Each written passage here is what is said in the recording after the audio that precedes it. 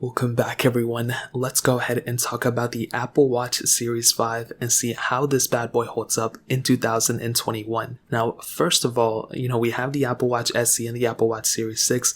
So if that kind of suits you a little bit more, then obviously I'd recommend buying those brand new or used if you want to, but you can get some really decent sales from the Series 5. And the difference between a Series 5 and an SE are so slim that I would probably honestly recommend buying a Series 5 if you can find them for, a much cheaper price tag. But either or, the Apple Watch Series 5 came out just a couple of years ago in 2019, so definitely not that long ago. Feels like it was just like yesterday, to be honest. And this Apple Watch from the Apple Watch Series 4, in my opinion, was such a small upgrade. They really brought, some internal features, maybe a little bit of a different battery, but also we got that always on display, which I think is cool in theory, but to be honest, I actually prefer not having an always on display. I don't know why. Now, looking around these Apple Watches, there was the smaller version, the 40mm one, and then the 44mm one, and you had basically that screen on the front that still looks extremely sharp. It looks extremely good. I have no complaints with these type of displays. On the side, you have that digital crown as well as that actual power button,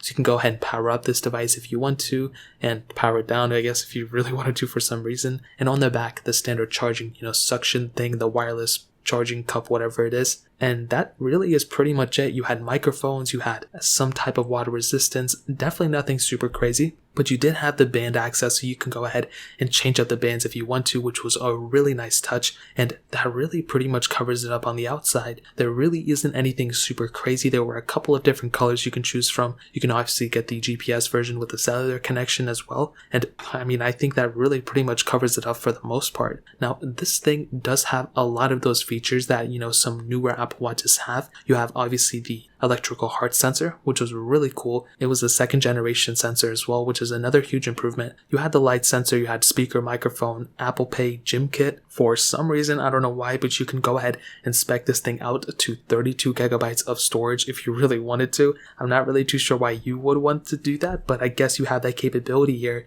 And, I'll definitely tell you, with the software, this thing is going to be lasting for quite a bit of time still. I think the Apple Watch Series 4 just got the latest version of watchOS. So if it doesn't get the next version of watchOS, potentially, the next version will be the Series 4, and then the Series 5 will, get drop support. So we still have at least 2 more years before this thing is outdated. So again, if you're planning on keeping a watch for more than 2 years, then, I'd probably say go for an Apple Watch Series 6. But at the same time, to be completely honest, I used the original Apple Watch for a very long time, even when it was not getting software support, and I had a great time with it. I just check my phone for a majority of things, but anytime I get a call or I get a, text message or something, I like being able to see it. I very rarely respond back on my Apple Watch, but most of the time I just check it, and that's good enough for even the first Apple Watch still. So I think if you get this specific Apple Watch, you're going to be set for still a long amount of time. It's not going to be like tomorrow it's going to be outdated. It's going to be here for quite a bit of time. So I think that is another really cool advantage for this Apple Watch as well. Now, another thing, speaking about kind of the software, more performance side of things, this thing does have that Apple S5 chip inside of it. I guess it does have that W3 chip inside too, which is really cool.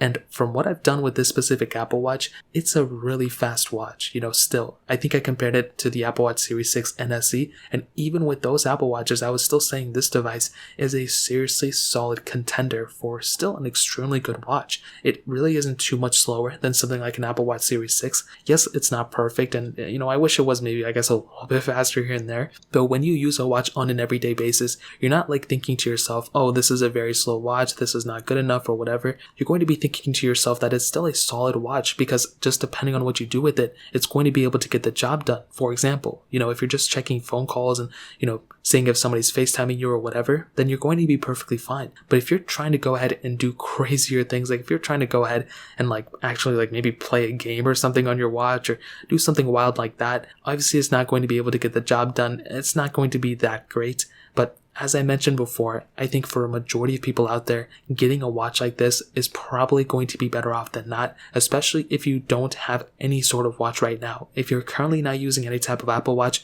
I think the Series 5 is a solid contender, like I mentioned before, for one of the better watches this year for the price tag. Now, finally, the battery life. As I mentioned before, I really do think that the battery life on these Apple Watches have been getting better and better steadily throughout year after year, and this is no exception. This is a solid battery life on this type of watch. Even with my Apple Watch Series 4, it lasts for quite a bit of time. But with this specific Apple Watch, what I'll tell you is that there is a little bit of a thing, if you go ahead and actually use the always on display, there can be some issues there. So you may not be able to get the full on, best type of battery life if you keep that always on display on. But other than that, if you go ahead and keep it off, or whether you keep it on, whatever, you're still going to be able to last at least like a day or two for sure. So in terms of that pretty much covers up everything I wanted to hit on. I think the Apple Watch is still completely worth it in 2021. It's a very good Apple Watch. It's just barely even 2 years old at this point. It's going to be lasting for many more years in terms of software. There's a lot of capability, and again, there's just not that much to hate on it. If you have all the money in the world,